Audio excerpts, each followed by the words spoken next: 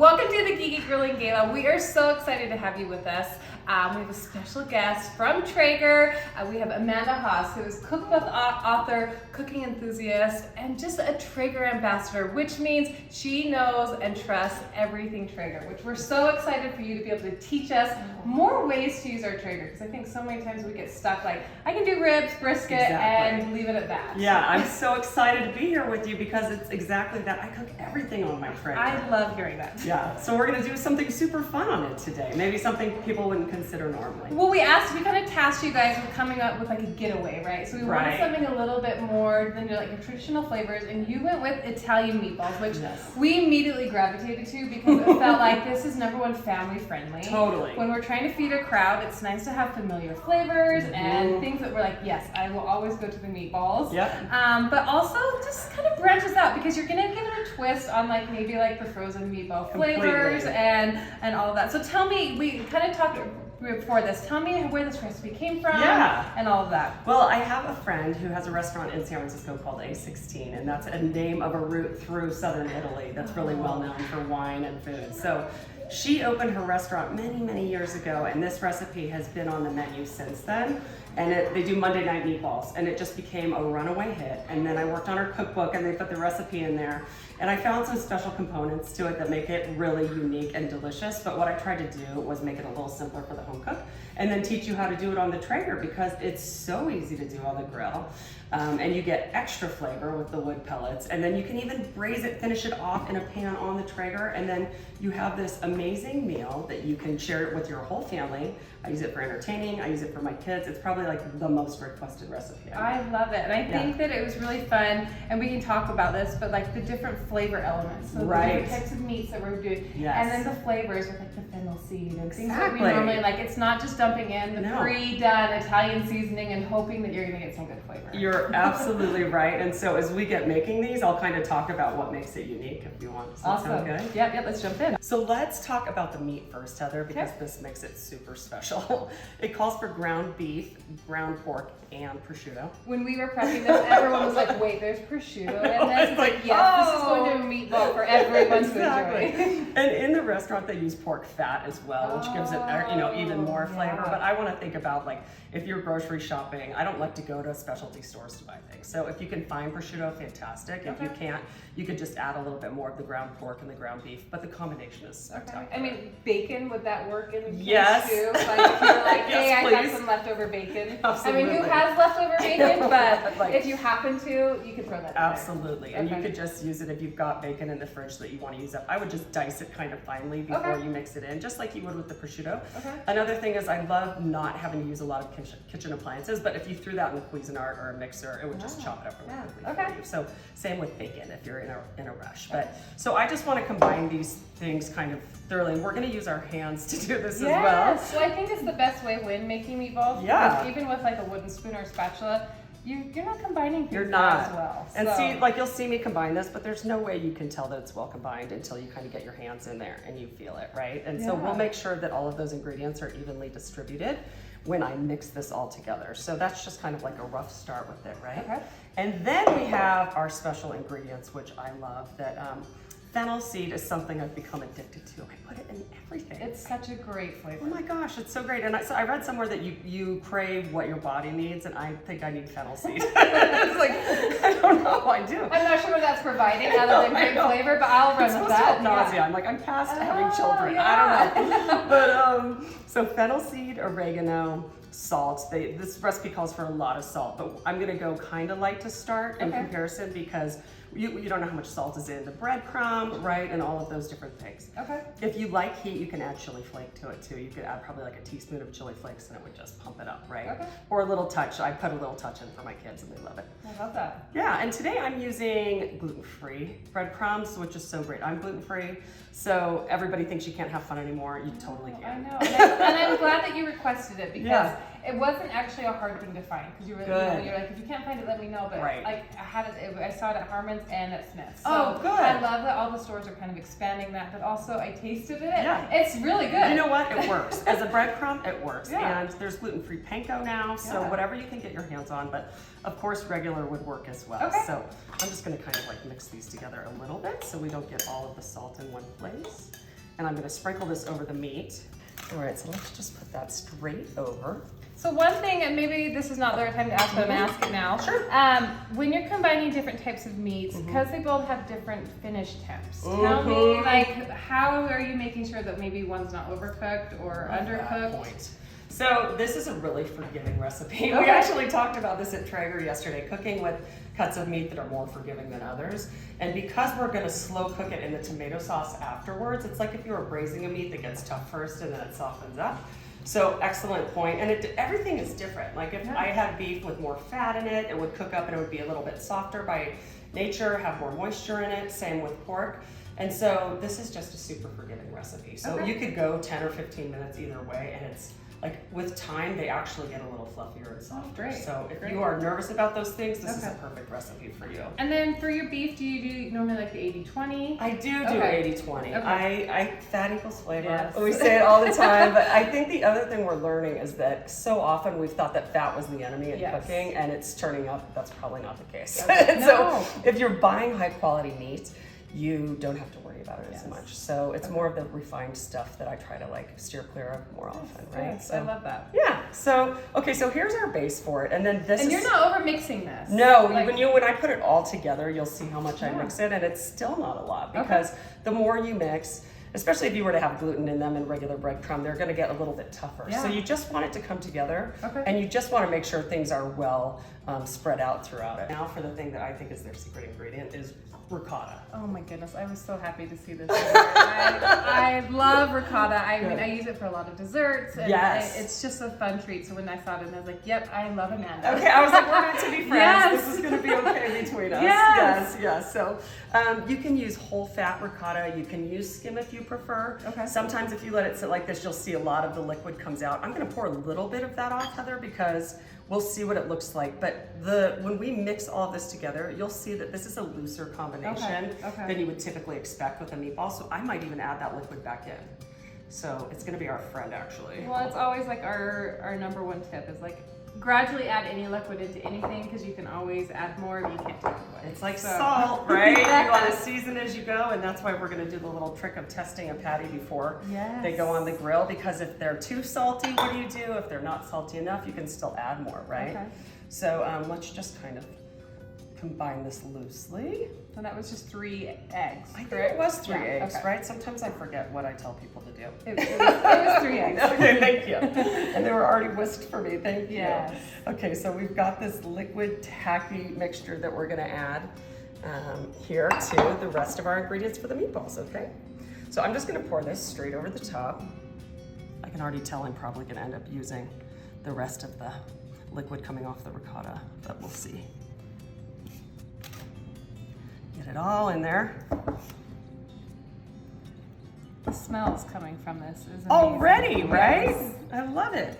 Getting a little liquid on those spices just made it aromatic and ready to go right in our bellies. It really did. So I'm going to just kind of fold this, but I'm about to get in there with my hands already, because you can see I'm not going to be able to combine it well unless I get really tactile. You gotta get dirty. Yeah, you got to get dirty. Okay, amazing. I'm gonna add, see, you can see those breadcrumbs down there, and we want all of those to be absorbed. But more importantly, we just want everything to look evenly distributed. So I don't want like huge chunks of prosciutto somewhere and then like, so let's look at the bottom. Okay, yeah. So it's looking good, but see, you can tell that this is probably prosciutto and beef, and it hasn't been mixed in with other things. Got it. So let's get in there and get dirty. It's not the prettiest combination. No, but also, I mean, you're taking 3 different types of ground meat. Right. So I don't know any time that's really appealing. Agreed. But if you could smell this, you would be grateful for all of this. You would be. And you can see that I'm kind of looking for like any chunks that look like they're just all one type of meat. And of course, I'm looking to make sure that the herbs are evenly distributed, and I don't see like a huge pocket of salt or anything like that. Well, and also within the fennel seeds, right? Because you don't want them to just be in one meatball. Right. And this is really, I think it is strange because people are like, this seems so loose. Like that doesn't seem like a Yes. meatball yet, but that's what's gonna make them really fluffy. And excuse my hands while I just pour a And little I'm bit. sorry, we should have got you a smaller glove. They Falling were. off. I'm like, we have a box of extra large and a box of medium. I This think is we fine. pulled the extra No, large. I would rather have the extra okay. large, but I don't think there's a So way to make it look I apologize there. Who cares? It's just food. Good. And like I said, you don't want to overwork it, especially if you have real breadcrumb in here, because you want these to be light.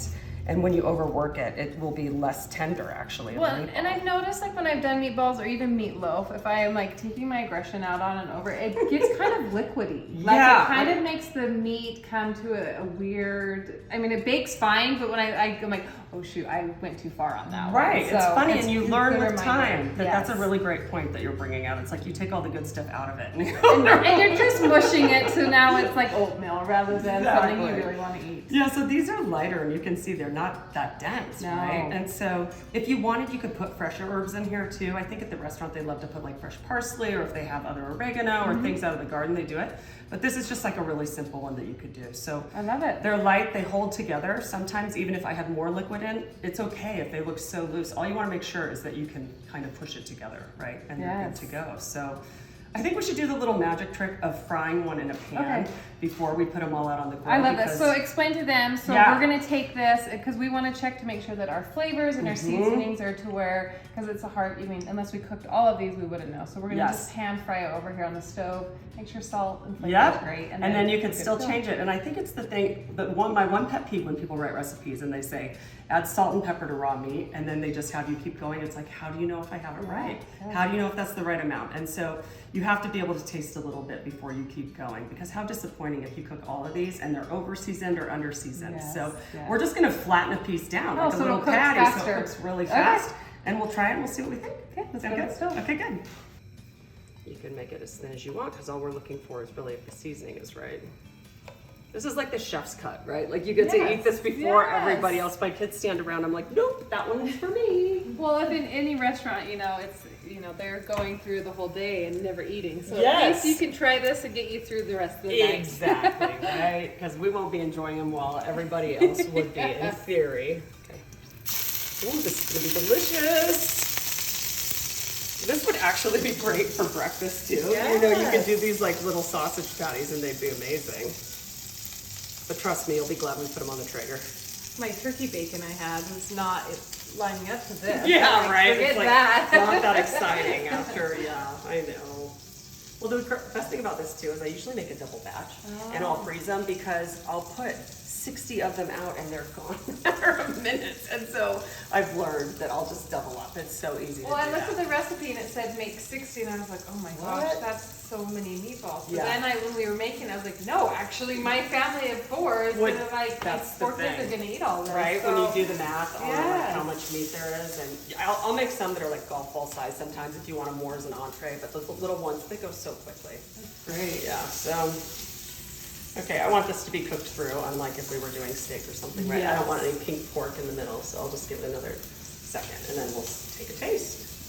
When you're cooking your meatballs too, because they're gonna be simmering in that, are you worried as much within that? So like, Great 'cause it's question. gonna like keep cooking, Exactly, right? you're Okay. absolutely right. And so I say cook them for 20 minutes on the grill, I think. It's just until they're barely cooked through, and if they were a little bit pink, it wouldn't matter. So if I chose to do the really big one, Yes. it's okay. to Yeah, still- absolutely, okay. absolutely. Let's take a little taste here and see what we think, Heather. Oh, Yes, it's it definitely is. cooked It's cooked. through. We want that. And I really do love this idea for a breakfast patty. Mm. I'm like, yes. Really good? Right. Okay. No more seasoning required. I would not add more salt to these. Perfect. So I'm just gonna Finish finish it. my bite. All right, so we're ready to scoop. We've We're got ready. our number 60 We've got our scoops. little like mini ice cream scoops, which Yes. is a great kitchen trick, right? And so here's what I do if I'm using a scoop. I just kind of make sure I have like an even amount in there, right? Mm-hmm. And then you just put it right on the tray. Okay, and you've got the half-size sheet pan here Yeah. that we're putting on, and then you've got it lined with the trigger paper. Yes. Tell me about Well, how do you guys use this? Yes, I use it for so many things. First of all, it makes sense because I put all of my 1/4 sheet pans on my grill. Okay. So it's easier to clean afterwards, right? I'm not having to wash a pan as hard.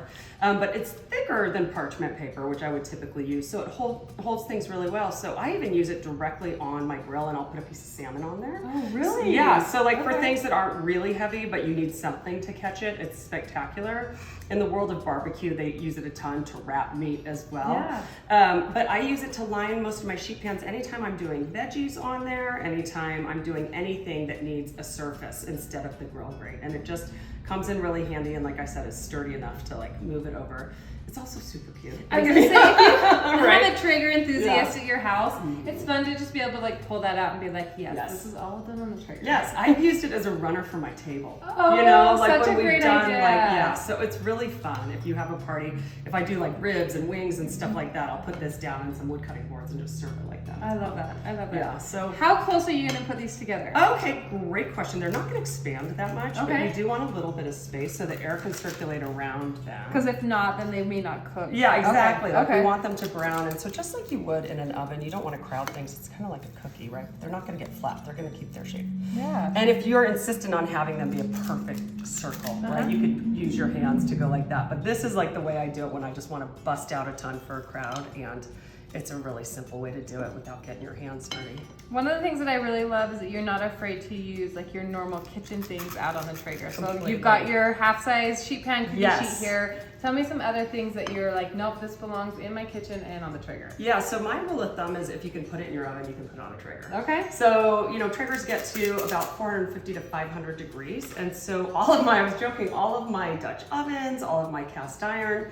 all of my sheet pans, the only thing I don't put on there, same thing as in an oven. I wouldn't put anything like a plastic handle on it, right? So anything that's oven proof goes right on my grill, and I don't have extra things, right? Yeah. So it's really convenient. I just want people to think of it more like whatever you put in your oven, you can put it straight on the Traeger. Well, and I think that's such a great way to think because so many times we think of the Traeger just for proteins. Right. But you do such a good job. You've got a website, Amanda Haas Cooks, that goes through everything. And I mean, when I first jumped onto your site, I was like, wait a minute, she's got this like holistic approach to food, using it to heal ourselves, but also to make sure that we're eating really great nutritional foods. Which is a fun dynamic when you think of Traeger, because I think our instinct is first like, I want to cook the perfect chicken, but when you've combined what you bring to this, like it's such a fun relationship between you and Traeger. Oh, thank you for noticing, first of all, because it's true. And the thing I love about Traeger, probably the reason I fell in love with the brand, is that I can cook all of my types of food on it, and that they encourage me to do that, right? Like I mean, I love brisket, I love ribs. My kids ask for those things as well, and I make them. But to talk about food as medicine for me and like how it's helped my health is really important. And so all the veggies, I joked that we had this huge party at Traeger, and it was like beef ribs, pork ribs, brisket. And they had me make curry roasted cauliflower. Oh, yeah. And everyone was like, why is this so good? And it's because it's on the Traeger. Yeah. So all the veggies are great on there. I do everything on my grill, and it just ends up tasting better. So do you have a favorite thing that like kind of surprises everyone? Yeah, let's think about that. The things that people love that I make consistently, I do skirt stick with the chimichurri green sauce, which the herbs and the green sauce from a health perspective, so good, but like you can drink that stuff. But I bake on it as well. And so my older son, on his birthday, he always wants, I make him homemade macaroni and cheese on the Traeger. I make him an apple pie on the Traeger. I usually make ribs, and then I grill lettuce for salads too. Like for grilled Caesar, I'll put romaine on there or little gems, and it just makes all the difference in the world. So well, I really appreciate it because our whole thing is like, you know, we've got the proteins covered, but sometimes when you're thinking of the sides, it's like, okay, I'm a little stumped to be able to just take it all out. Your Traeger's already going. It's already going. And so you might as well be able to throw everything else on there and get it done. So. And in the summer, like we say, when it's so hot, I don't want to be cooking inside. I just want to turn that on, and I'll cook multiple things on there at once because the heat rotates so well, like a convection oven. We could do meatballs and a side of veggies at the same time. Yeah, that's the beauty of the Traeger. Right? All right, well, let's fill this pan up and then we'll take it out. Tell me, we're going to bake it on the paper out on there. Tell me what temp we put the Traeger on. I think do I say 375 for this? Yes. I okay. think so. You can quiz me. Anywhere between 350 and 400. I couldn't remember, so I think it was 375. Let's split the difference, right? For about 20 minutes. Okay. And we'll just kind of give them a shake halfway through to make sure that You know, like if they're stuck to the bottom, we want them moving around. But one of the beautiful things about the Traeger too is you don't have to turn the food because it's cooking so evenly. Yeah. So yeah, we'll give them about 20 minutes just till they're barely cooked through, and then we'll put them in some tomato sauce. Okay, perfect. Great.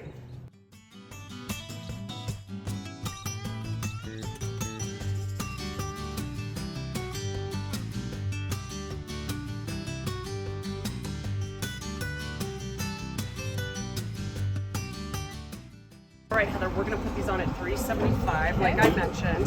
One of the coolest things about the Traeger is that you can put these anywhere because the air circulates. Like the difference in temp between here and here is maybe 2 degrees. Oh, really? Yeah, so stack them in trays like that. You can put one up there.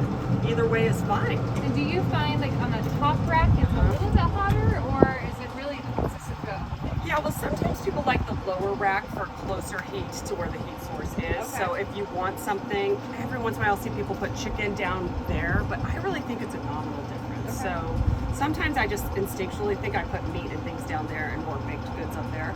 But because this works with convection heat, you're really going to eat it. Okay. And then that being said, I can fill that full with like mini sheet pans. Absolutely, and that's one of the things I'm loving this one. This is Timberline 1300. It fits, right? Yes. I think so. Yes, Yeah. it fits so much food. So we've done an entire Thanksgiving meal on here before. So the only thing you want to make sure of is that there's a little bit of space between your sheet trays, again, so the air can continue to circulate. But this can hold 2 of those huge sheet trays on the bottom, put another on the top, and you could put like casseroles or other things on that tippy top shelf. Utilizing all that space. Yeah, out. absolutely. Summer heat. So Yep. I love it. Cook a bunch at once. Yeah. Okay, it's been 15, 18 minutes. I'm gonna see if these are done yet. Using my favorite instant read thermometer. Oh yeah, perfect. You want them over 165, but like I said, these are really forgiving. So they're done.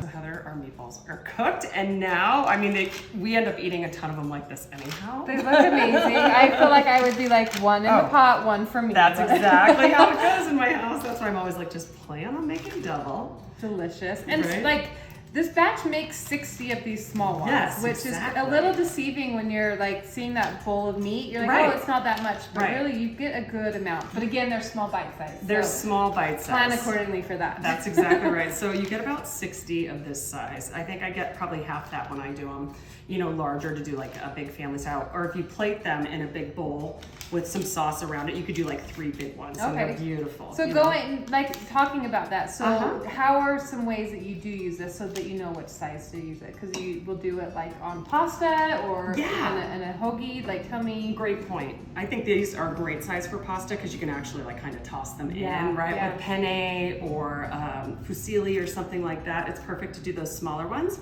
I do the big ones when I serve them on their own, right? Okay. So in the sauce, you could even do like that big. And then you would just cook them probably about 10 minutes longer until Okay. they temp at 165 on the grill. Okay. And then for a hoagie, you could either do the smaller ones or you could even make them the size of the roll, Like right? 3 So big ones. exactly, Okay. which would be fantastic. So you can just shape them to whatever size you prefer. For family style pasta, I usually go with this. I love it. I Yeah. love it. Okay. Great. So we've got a partial batch here. Okay. And we're just using crushed tomatoes. So I end up using a lot of San Marzano, right? Whatever Yeah. good canned tomatoes. Yeah. There's no need to use fresh. These have amazing flavor. Okay. I just kind of want to cover them. I could put all of it in actually. Yeah, go for it. 'Cause And we'll then- just add the other ones into this because we've got our Perfect. other pan cooking, but Yeah. we didn't want to wait. Right, exactly. We do not want to wait.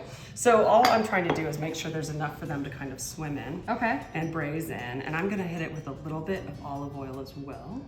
And is this just to add some more flavor? Yeah, so it adds more flavor. It becomes almost like a pasta sauce, like a meat sauce. Okay. But the other thing that happens is if you put these on the Traeger and you let them kind of braise and simmer in it, then the sauce is going to take on the flavor of the meatball as well, which is Yes. just spectacular, right? So I'm only going to put a little bit of salt on this because Why not? we don't want the tomato sauce to be more sweet than savory, but we know that the meatballs are well seasoned too. And then let's throw some fresh basil leaves in and I can garnish with some at the end. How does that sound? Yep.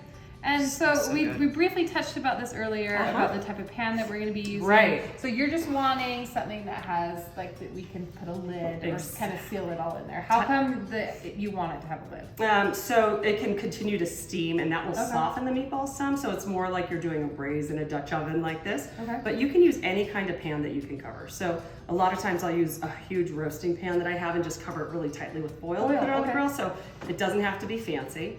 One of the things I love about using something like Staub is that it can go directly to the table too, right? So it's a really beautiful way to serve it, and one last dish to have to wash. Amen to that. So we are firm believers in the multi-use of the stove. Right. And so when you're like, just grab a dish, it's like, I know exactly which dish I'm grabbing. Exactly. So, okay, well, let's take this out to the Traeger and then get it going. We'll be good to go.